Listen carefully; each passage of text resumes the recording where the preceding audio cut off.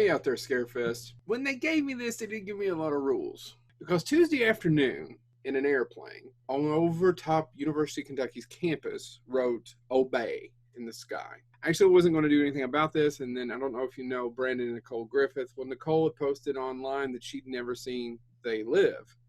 And I thought, why did Brandon marry her? It's a joke, Nicole. John Carpenter's They Live.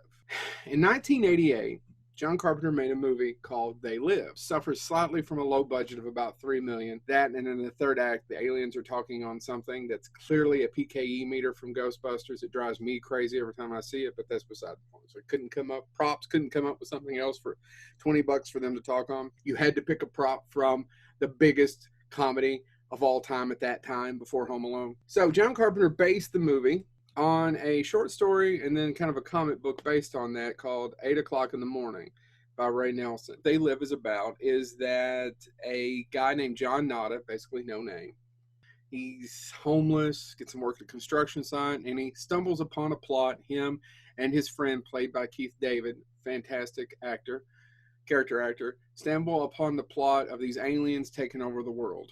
And if he puts on these sunglasses, he can see the truth in advertising, like reproduce, buy, have sex. Did I mention sex and reproduce? Joking. Drink, do drugs, buy things, buy. Consumerism. And basically everything's run by aliens, and aliens are business people, and they're treating this place, this world, like a third world country. And if you sell out, you can make some more money. Now, what does that have to do with Obey in the Sky? Well, a lot of things that you see say Obey when he puts the sunglasses on. They Live came out and was #1 at the box office its first weekend, okay?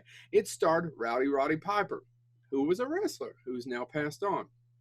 And then it slipped a little bit, and then they completely pulled it from the theaters. Back to Obey in the Sky. What did the person mean who was doing it with their plane? I don't know. I haven't even really looked it up other than to make sure that it was over UK's campus. I thought it was. But a lot of people have taken this movie and used it for nefarious reasons. Now, it's really popular. I bet a lot of people, or most of you who've never seen it, know it from street art and pop culture street art. Specifically, Shepard Fairey. Look it up. He is a famous street artist. People have used it to speak about Jewish people in Hollywood. They've used it to condone racism. They've used it to uplift whatever horrible thing they have. What he was really saying, and you can look this up on many interviews, was it was about Reaganomics. He was pissed off at the 80s, and it was all about make more money. It's all about me, Reaganomics. That's what that movie is about. Now, or that's what his intention was. That was the artist's intention, was to say this is a bunch of bullshit. We shouldn't be working all the time and trying to make more money than the next person. There's got to be a better way to live. I'm not going to get into politics. I just wanted you to know where the artist was coming from.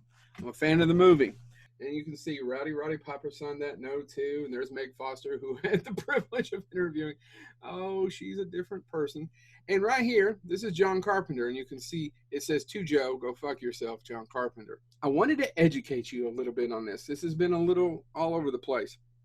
Watch They Live. When you see something in the sky and it says Obey, that's what they're referencing, is that movie. And that movie is not about hate, misogyny, racism.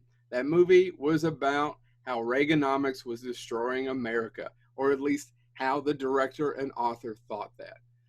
Not being political, just telling you that's what he meant. Also famous for one of the best fist fight scenes in movie history. It takes place over like 6 minutes. It's actually slightly longer than the fist fight scene in The Quiet Man with John Wayne. That was intentional. So check out They Live.